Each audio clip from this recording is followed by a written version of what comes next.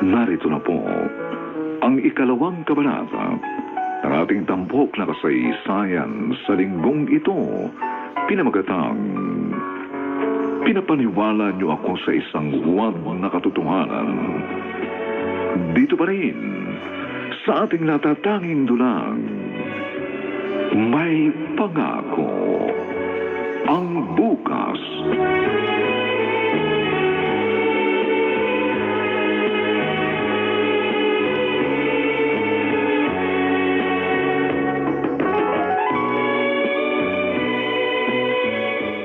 Galing mo, Mon. Natanggap ka kaagad. At talaga pa ng sahod mo, ha?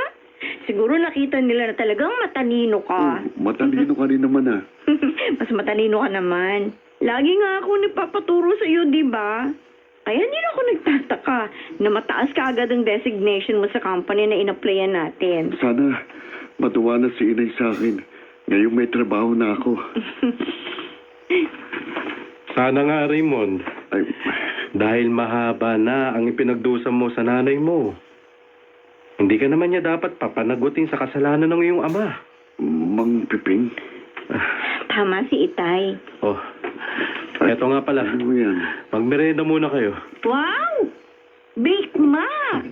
Nagluto niyan ang nanay mo, anak. Para daw matuwa ka pagdating mo. Kala mo may salapi ka na? Magsisimula ka pa naman sa trabaho, oy. Hindi mo pa nga alam kung magtatagal ka dyan, eh. Ang tamad mo pa naman. Nay naman. Hindi naman po ako tamad. Saka sisikapin ko pong magtagal ako rito para mapaginhawa ko po kayo. Jesus, saka ka na magsalita pag nangyari na. Mabuti pa para matuwa ako sa'yo. Ikaw na maglaban nito mga labahin ko. Ho? O hala, sige na, magbihis ka na. Bumili ka rin ng Pride detergent. Alam mo naman, hindi ba? Yun ang lagi kong ginagamit.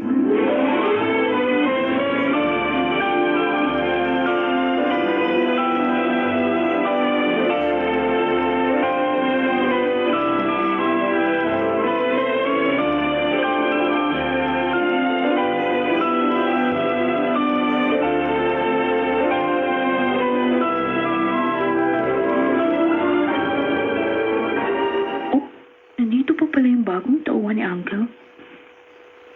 Nag-overtime pala siya.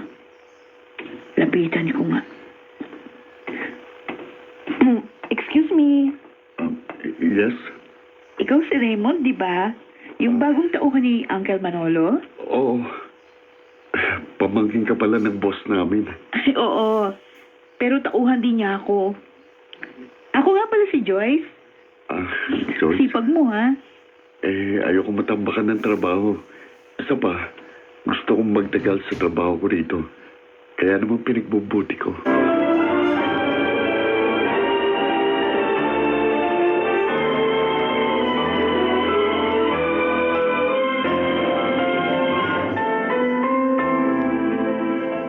Sumahod ka na pala, Raymond. Opo, Nay.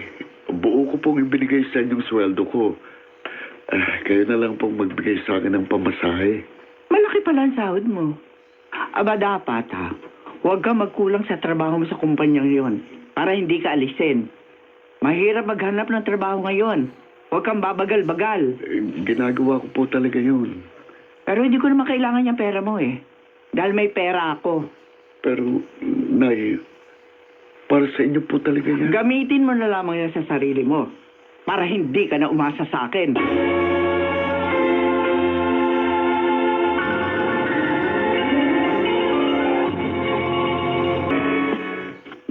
Parang alam ko na kung bakit malungkot kang nag-aalmusal dito sa kantin. Tulad ng dati, Gladys. Walang pagkain sa bahay. Hindi ka pa rin inaasikaso ni Aling Feli? Hindi nga rin niya tinanggap ang sweldo ko eh. Gamitin ko na lang daw yun para hindi na ako umaasa sa kanya. Hindi ko talaga maintindihan kung bakit ganun si Aling Feli. Parang wala siyang pagmamahal sa'yo. Sa akin niya ibinubuhos ang galit niya sa tatay ko. Dahil sa pagtalikod sa kanya ni Itay. Eh, mali naman yun. Tsaka mabuting anak ka naman, ah. Gagawa pa rin ako ng paraan para mahalin ako ni Inay. Anong gagawin mo?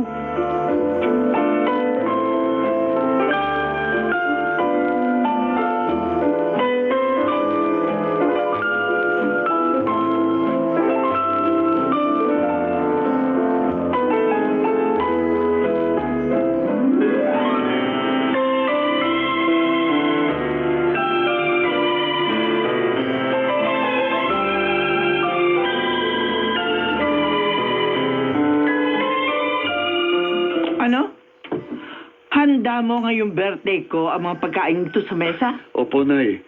Surprise ko sa inyo. Happy birthday po. Hala ka sa manloloob mong gumastos. Oo. Eh, bago ka pa lamang sa trabaho mo. Paano kung maalis ka dyan? Eh, ano mangyayari sa'yo? Nga. Aasa ka na naman sa akin ng pagkain mo. Inay. Gusto lang naman po ni Raymond na mapasaya kayo ngayong birthday ninyo, Aling Feli. Ang sabihin mo, mayabang talaga tong kaibigan mo. Wala na may pagyayabang. Diyan na nga kayo. Nay. Kakainis naman yung nanay mo. Pinaghandaan mo na nga. Siya ba galit? Ano ba yun? Gladys, ano pa bang dapat kong gawin para mapansin ako ng nanay ko?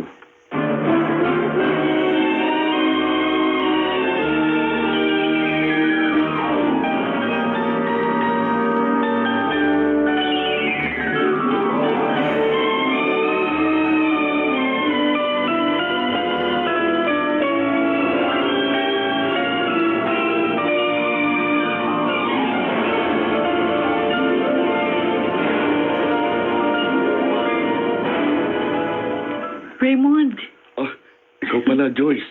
kanina pa ako dito. Tinatawag nga kita, pero Ah? parang hindi mo ako naririnig. Pasensya na ha. May kailangan ka ba?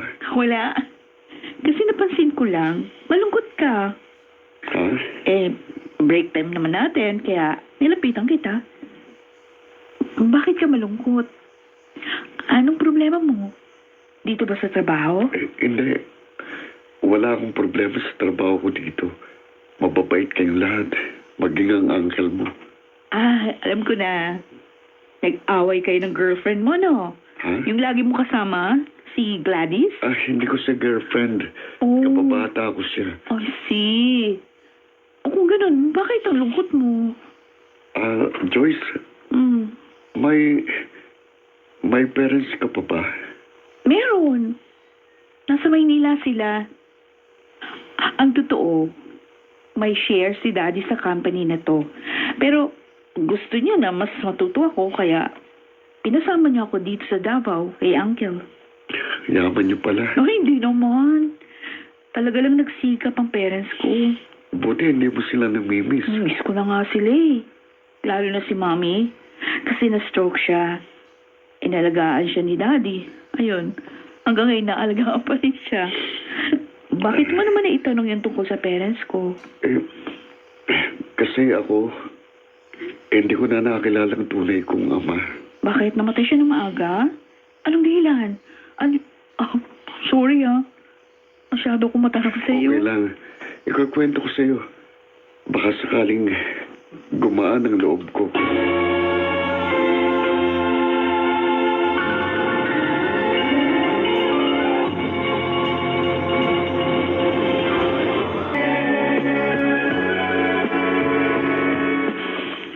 Mahimala.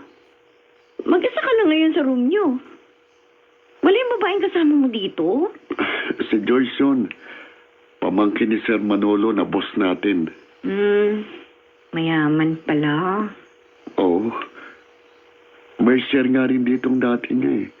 Pero nagtatrabaho siya dito para daw matutuhan ang lahat sa business nila. Dami mo nang alam sa kanya. Eh, madalas kasi kami magkausap dahil magkasama kami dito. Nasaan siya ngayon?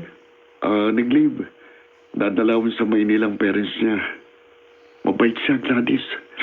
Sana nga, maging kaibigan mo rin siya.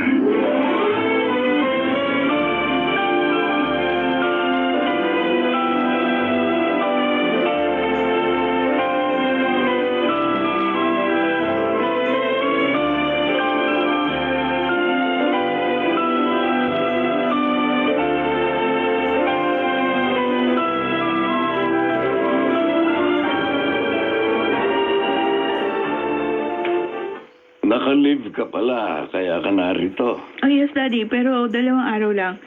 Tinoon kong Thursday yung leave ko para 4 days ang vacation. Kasi miss ko na kayo ni Mommy. Mas maganda ngayon ang kondisyon ng mami mo. Oh? Malaking bagay talaga sa kanya ang every other day na therapy. Oh, naku, thank you naman. Mas maayos mo na siya makakausap ngayon, ano? O ano, kumusta naman ang trabaho mo? Okay naman, Daddy. Ang bilis ko nga daw matuto, sabi ni Uncle. Tama yan.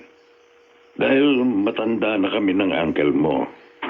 Dapat na matutuhan mo ang pagpapatakbo ng business Eh, natin. Dad, alam niyo, may tauhan si Uncle doon. Ang gwapo. Mabait at masipag at matalino pa. Sa tono ng salita mo mukhang crush mo ang lalaking yun. Ay, si Daddy naman. Hindi ka naman dapat mahiya. Nasa tamang edad ka na para magka-boyfriend. Pero Dad, aaminin ko, hanga ako kay Raymond. Tsaka, magaan yung loob ko sa kanya. So, Raymond pala ang pangalan niya. Yes, Raymond Samaniego. Samaniego? Opo. Familiar po ba kayo sa family name niya? Oo, Joyce. Apelido yun nung isa kong kaibigan. Felix Samaniego po ang nanay niya. Ano? Oh, bakit nagulat kayo? Kilala niyo po ba ang nanay ni Raymond?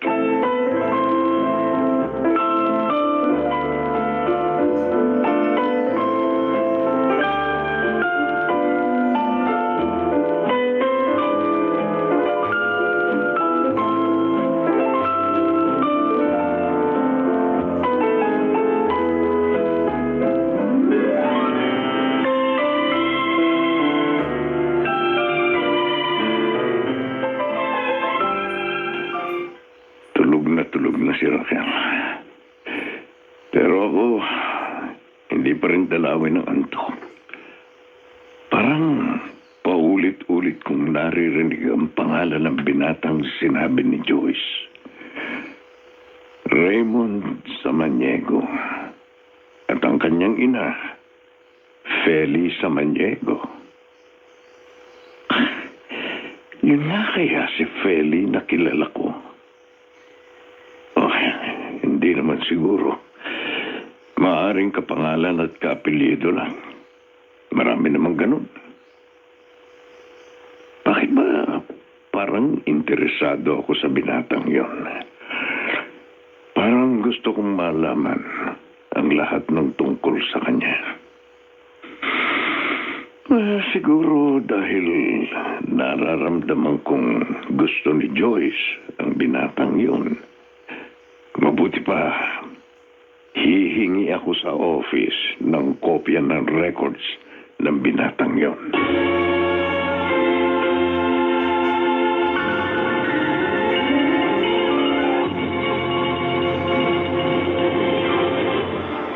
Kaugnayan nga kaya si Jeffrey sa mag-inang Feli at Raymond?